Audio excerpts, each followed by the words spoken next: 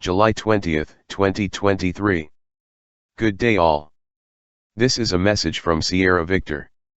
Ambush Operations, Part 2. The Box Ambush. The box ambush is similar to the L-shaped ambush, but is intended for very close quarter combat. In the box ambush, the defense force lays across the enemy's line of march, with the fastest runner of the defense force laying 10 meters to the side of the defense force's line, while the second fastest is in line with the rest of the defense force, on the opposite side. When the defense force commander initiates the ambush, the two men on the flanks start moving at a run, the fastest man running straight down the trail, parallel to the enemy but running back along their line of march, with the second fastest man running 10 meters to the side, then turning and running down the opposite side of the enemy column, both men firing on semi-automatic as quickly as they can into the enemy. When their magazines are expended, they will continue running to a designated rally point well down the trail, then either circle around and rejoin the star, or wait for enemy survivors to come down the trail, where the two will re-ambush them, then break contact. This is a very dangerous maneuver, but is an excellent fast and dirty tactic. The bait and switch ambush. The bait and switch ambush is a complex maneuver, and should only be attempted under fire by well-trained and disciplined units. Using a 6-man defense force, the defense force is split into 3 two-man elements, numbered 1 through 3. These elements are physically separated, and will engage the enemy from widely varying angles. Element 1 initiates the ambush by firing 1 to 2 magazines directly at the head of the enemy force, then breaking contact in the most visible manner possible. The intent is to lure the enemy into beginning a pursuit.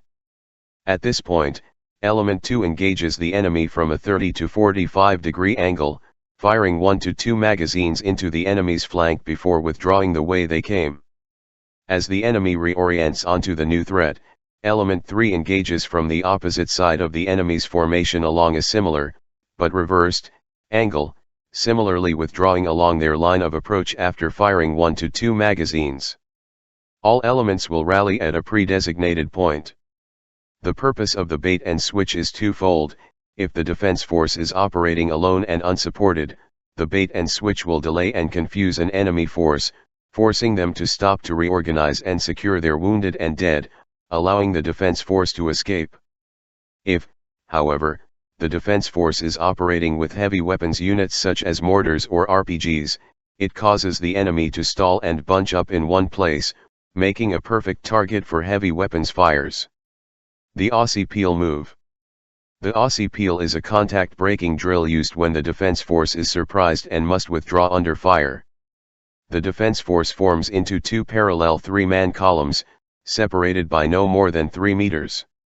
The first, or lead, pair fire 1 magazine each at the enemy, then turn inward, running up the length of the column, and 10 to 20 meters beyond and facing back down the trail. The second and third pairs repeat the process, until the defense force has reformed its formation 10 to 20 meters behind its original line.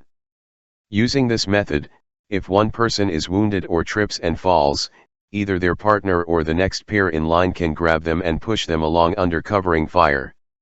The process is repeated as necessary, but should not be executed more than 3 times. Thank you for listening or reading this message. Please feel free to use and distribute as needed. Our messages are not by any means enticing you to a revolution of sorts, but rather to equip you with the necessary theoretical background in order to assist local armed forces or police in stabilizing a SHTF situation.